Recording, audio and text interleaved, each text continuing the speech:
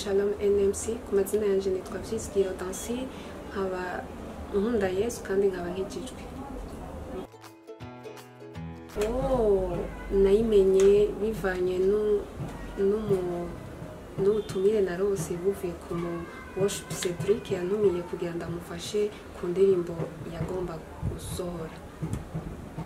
So nje kumufasha naje niteze peut-être abaje ku mahiganwa bari benshi cyane, ariko jewe naje niteze yuko natwe muri ayo mahiganwa tuza kuronka amahirwe tukaba mu ba mbere.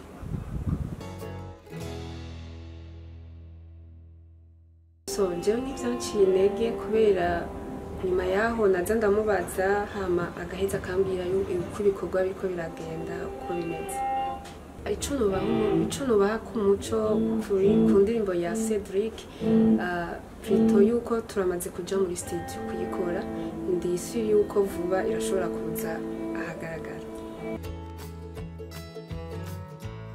So kuri ico ibintu surtout yuko ibintu nabona menga biriko bikorwa neza cyane, ico nubahanura kubera sinari bamenye canke nkurikiranira ibikorwa vyabo cyane kugira ngo nico nubahanura ubu simbona ikintu nubahanura.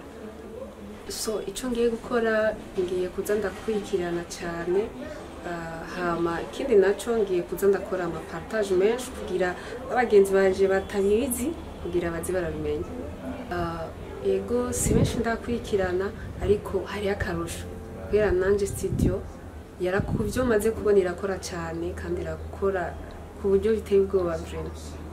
Nanje muri studio ico nobwira abandi barindi kanaka nukuri ndisuye yuko hariho ikiri kirakorera abandi baririmbyi. Ego kandi nanje ndisuye vuba ko hari kizonkorera. Rero ku bandi baririmbyi akamo nobatera yuko boja ku gikorwa bari umuntu wese afite impano akayikoresha uko ategerezwa kuyikoresha kugira ivyo akora bifasha abantu.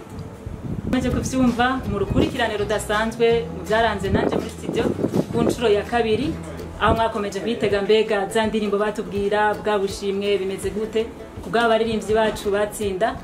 Turazi yuko ntimwarambiwe, mwakomeze kwitega mwizeye cyane. Rero mwavyumvise yuko vuba cyane indirimbo z'abatsinze muri nanje muri studio zigiye kubashikira, mukomeze kuzitega cyane. Holy Mountain TV nanje muri studio bihari ku bwanyu, mwarahezegewe cyane.